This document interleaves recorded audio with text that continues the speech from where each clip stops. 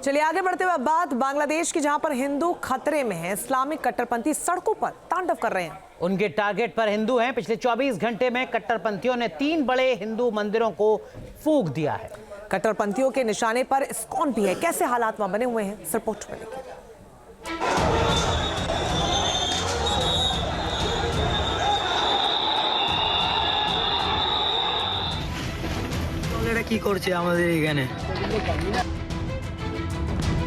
बांग्लादेश में कट्टरपंथियों का आतंक। 24 घंटे चटगांव में 3 हिंदू मंदिरों को फूंका। 8 हिंदुओं को घर के अंदर जिंदा जला। शांति दलेरा की करছে আমাদের এখানে। हिंदुओं के खिलाफ आतंक, बांग्लादेश में हावी कट्टरपंथ। बांग्लादेश में हिंदुओं पर अत्याचार का अंतहीन सिलसिला जारी है।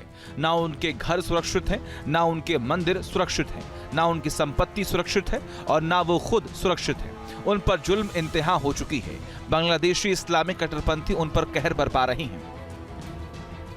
कट्टरपंथियों की जमात ने अंतरिम सरकार को हाईजैक कर लिया। वो धार्मिक कट्टरता के आधार पर देश चलाने निकले हैं। वो उत्पात कर रहे हैं। वो अल्पसंख्यकों को निशाना बना रहे हैं।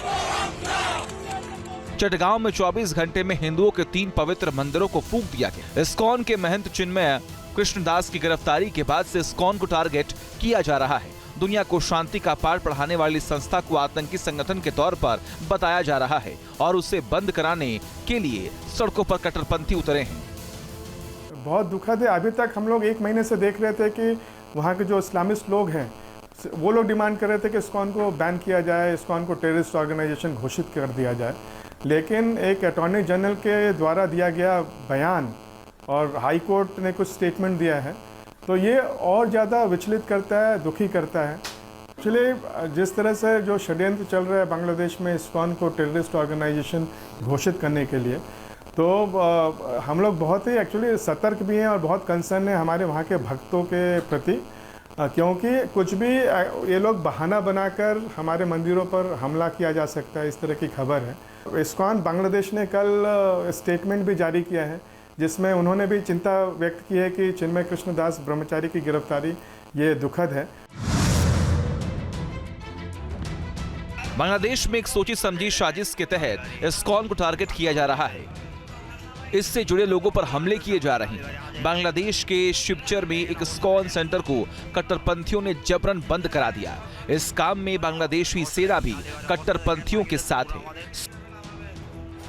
इस्कॉन सेंटर को बंद कराने के बाद वहां मौजूद भक्तों को सेना उठा ले गई। तख्ता पलट के बाद से बांग्लादेश में अंतरिम सरकार है, लेकिन बांग्लादेश में उथल पुथल मचा हुआ है। हिंदुओं के खिलाफ सबसे ज्यादा हिंसा हो रही है। इस्कॉन का दावा है कि चटगांव में हिंदुओं के घरों को जला दिया गया, जिनमें 8 हिंदुओं के जिंदा जलने की खबर है।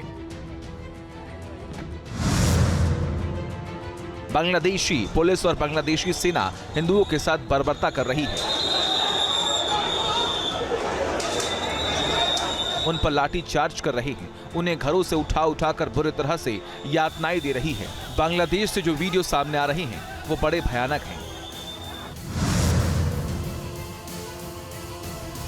बांग्लादेश में हिंदू आबादी खतरे में है। इस्लामिक कट्टरपंथी हावी है और वो चुन कर हिंदुओं को काट डालने की धमकी दे रही हैं। इतना ही नहीं, वो हिंदुओं को बांग्लादेश छोड़कर भाग जाने की धमकी दे रही हैं।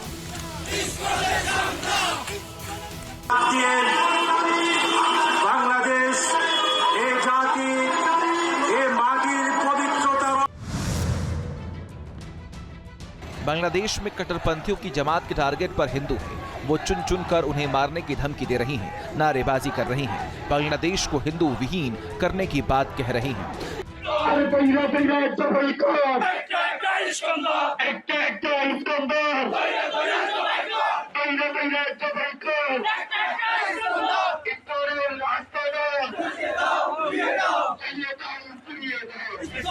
बांग्लादेश में कट्टरपंथ का उन्माद है, जिससे हिंदुओं की जान खतरे में है। हिंदुओं को डर सता रहा है कि ये कट्टरपंथी उनकी हत्या कर बांग्लादेश से हिंदू आबादी का नामो निशान मिटा देने की साजिश रच रही हैं। विदेश मंत्री एस जयशंकर से मिलकर पीएम मोदी ने भी बांग्लादेश के हालात पर चिंता जाहिर की। बांग्लादेश में तख्ता पलट के बाद वहां कट्टरपंथियों का राज है। कहने को मोहम्मद यूनुस सरकार है, लेकिन वो कट्टरपंथियों के आगे घुटने टेक बैठी है। लगता है बांग्लादेश में कट्टरपंथी सरकार चला रही हैं और मोहम्मद यूनुस सिर्फ रबर स्टैंप है। Team news nation. News nation अब व्हाट्सएप पर खबरों की ताजा अपडेट के लिए न्यूज नेशन के इस QR कोड को स्कैन करें।